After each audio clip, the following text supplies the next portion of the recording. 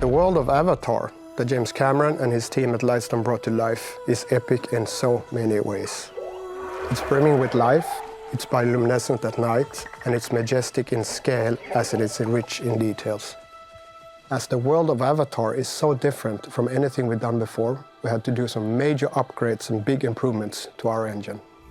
In the past, Snowdrop allowed us to build amazing cities, but to capture the natural beauty of Pandora, we needed to push Snowdrop even further.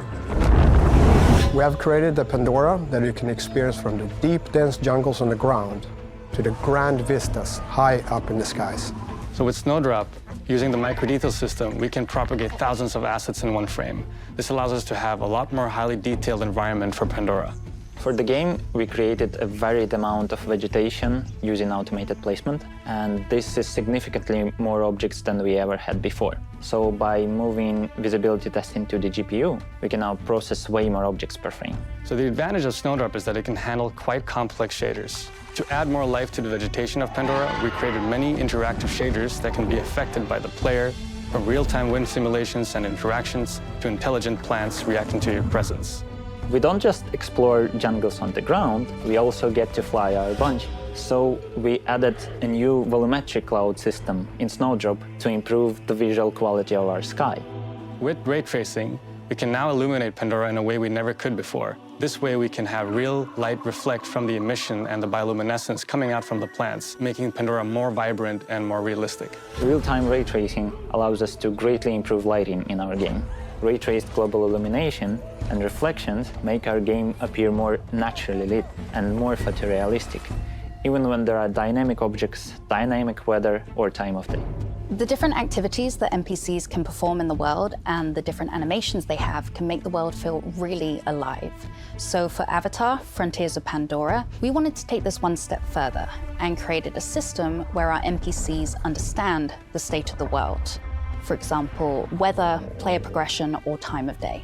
The teams at Ubisoft have done a fantastic job improving Snowdrop. In every project we do, we push the engine further. But Avatar, Frontiers, and Pandora is without a doubt the biggest leap we've made so far. And we believe it will provide our players with a truly immersive Avatar experience on the new generation of hardware.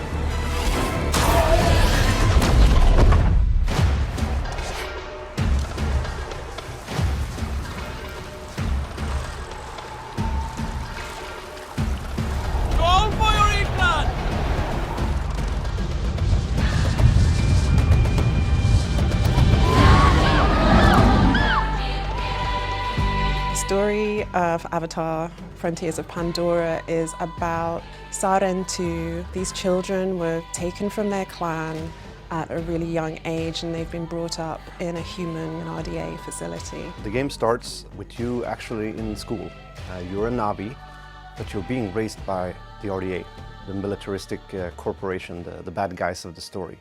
So they're kind of divorced from their culture and their people and brought up to use human weapons and to understand humanity. When the game starts and you actually step onto Pandora for the first time, you're Navi, you're of this world of Pandora, but you've never been there. And you have to learn everything and unravel the mysteries of your past, what happened in school, who put you there, and deal with the trauma that upbringing actually brought.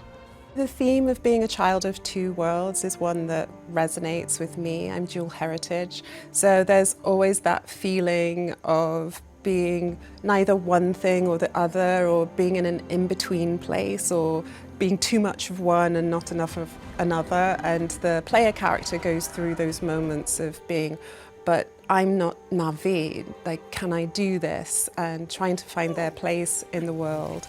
Ewa, we enter your welcoming arms, at one with all things connected through you. Guide this traveler, bring them to the heart of the nest. It's about their journey to becoming Navi and finding out what that means for them. So we do have 3 other clans that they meet. There are the Aranahe, who live in a sort of rainforest climate. They weave silk and they're very elegant and, sort of the poet-type artist clan. Then there are the Zeswa. They live in symbiosis with these huge, placid creatures called Zakru. And their tents lean up against the side of these creatures for warmth and protection from the winds that travail the grasslands they live on.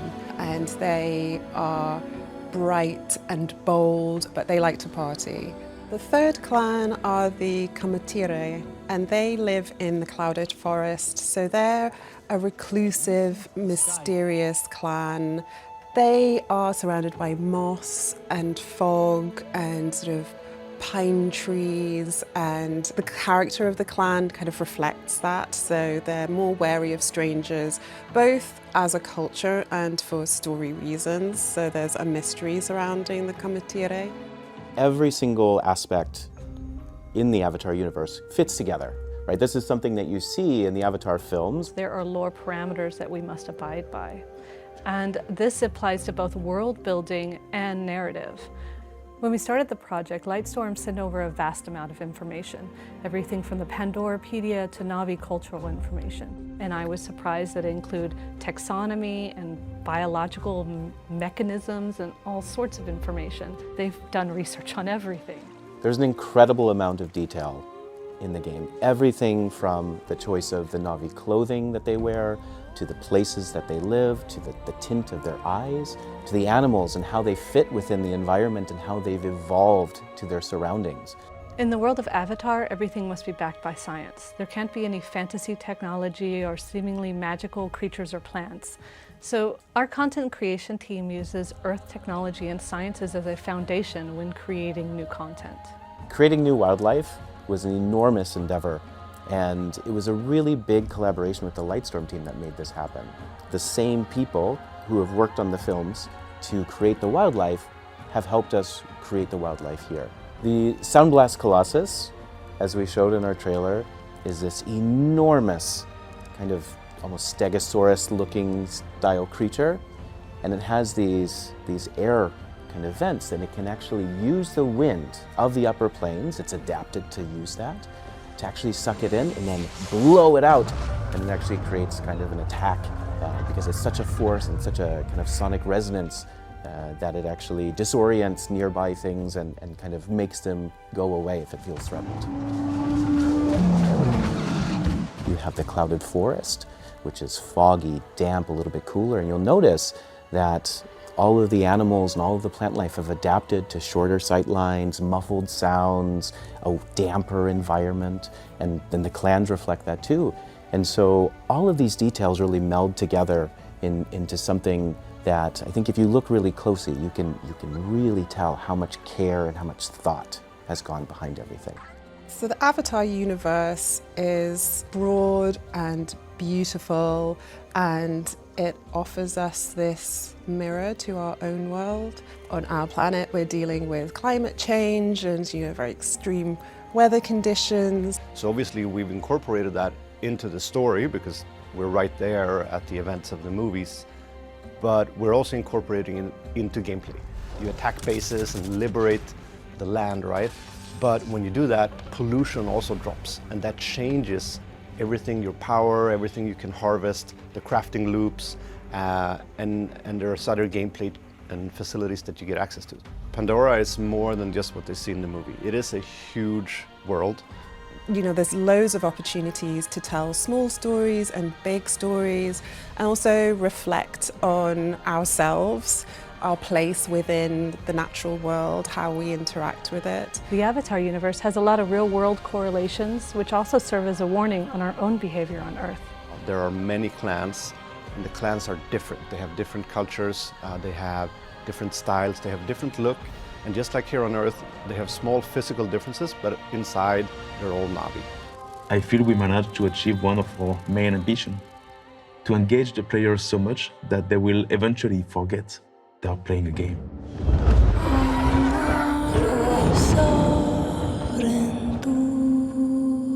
When I watched Avatar for the first time, what really impressed me was that it was more than a movie. It was an experience. Music plays such an important role in making that experience so unique. When we started the work on the game, we knew early on that we wanted to stay true to the Avatar music identity.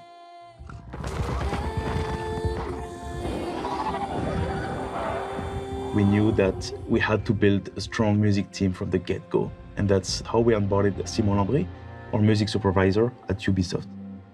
One of the biggest impact of music in this game is that it reinforces our connection to Pandora, and it really makes the storytelling more powerful. Right now, we're recording with the Royal National Scottish Orchestra. We're adding some real orchestral energy to the score. This is where we unlock the vibrant cinematic quality of our soundtrack.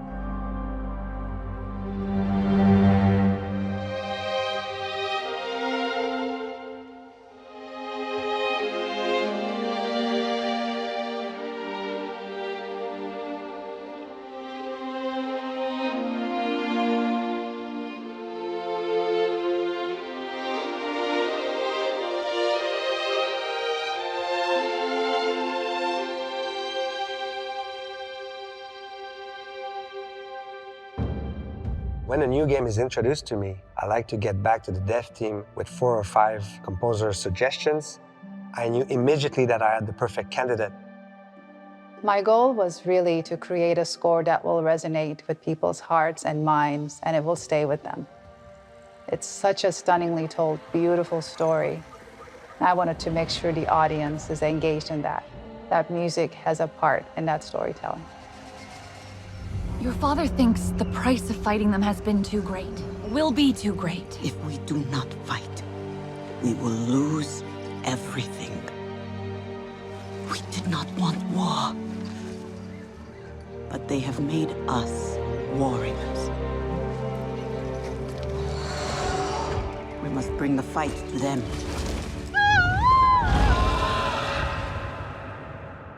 My process was first coming up with themes, because we wanted to make sure that we have the right themes in the right place and everybody was happy with what we were going to do, because that was the building block of everything. We really wanted to make sure that the different areas had different feel. You must give the warrior time to adjust. Breathe our air, feel our earth beneath their feet. Meet the Zakru.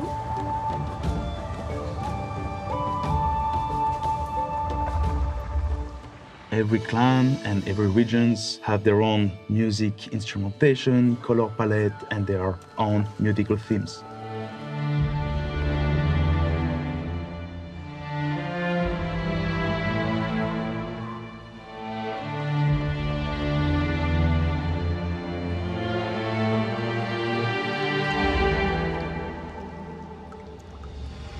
One thing we really wanted to do was to make sure that we take you through that journey of becoming a Na'vi.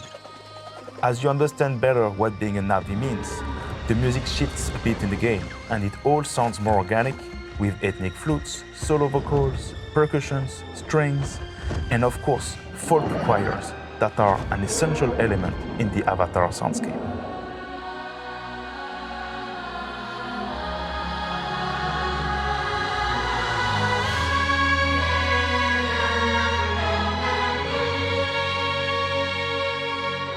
The music of Avatar Frontiers of Pandora is truly unique. We have succeeded into blurring the frontiers between video game and a cinematic experience, and I think it will connect with the fans' expectation.